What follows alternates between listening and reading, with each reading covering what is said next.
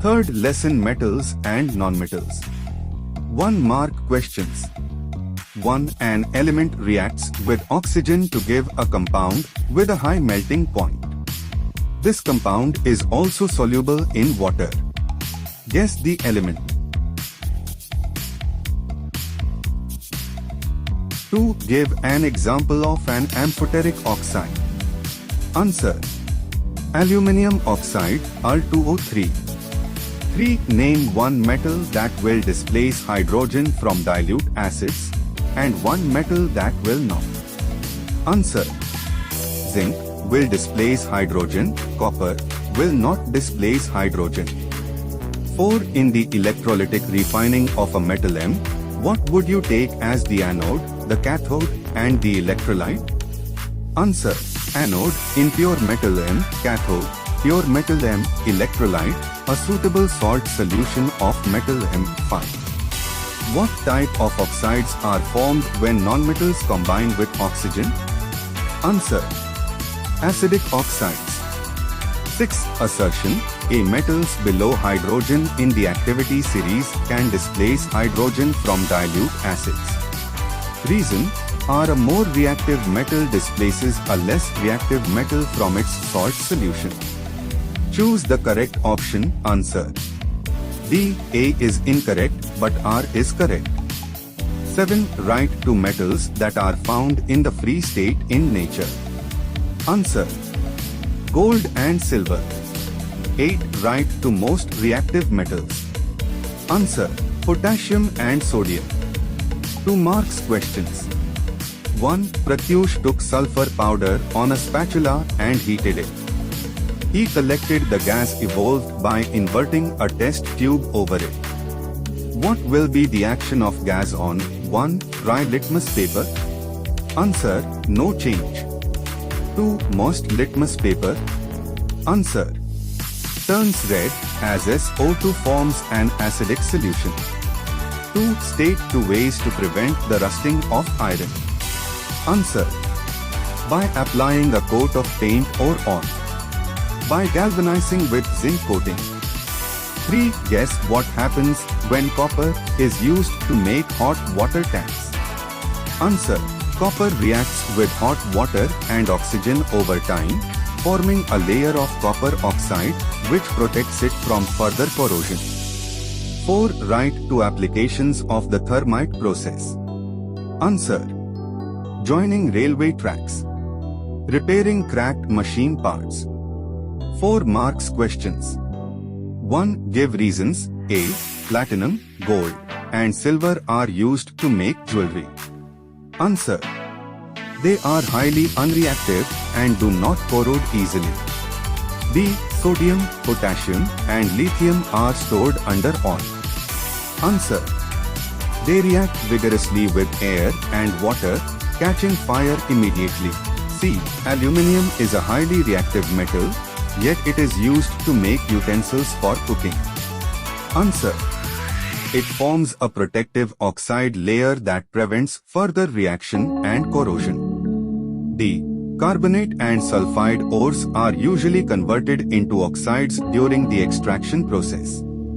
Answer: Oxides are easier to reduce than sulfides and carbonates. 8 marks questions. 1. Differentiate between metals and nonmetals on the basis of their chemical properties.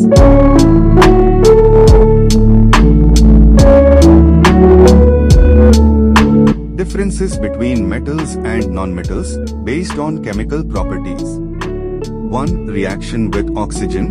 Metals form basic oxides, example, Na2O, CaO, whereas nonmetals form acidic or neutral oxides, e.g. CO2, SO2. 2. Reaction with water. Metals react with water to form hydroxides and release hydrogen gas, example Na plus H2O gives NaOH plus H3. Nonmetals generally do not react with water, except a few, example Cl2 forms acids in water. 3.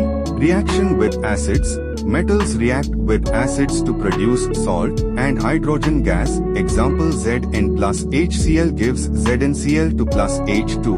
while nonmetals do not react with acids. 4. Reaction with bases.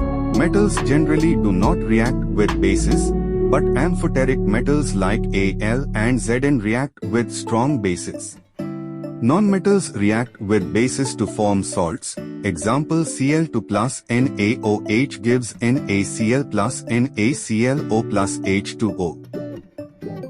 2. Explain the properties of ionic compounds. 1. High melting and boiling points due to strong electrostatic forces. 2.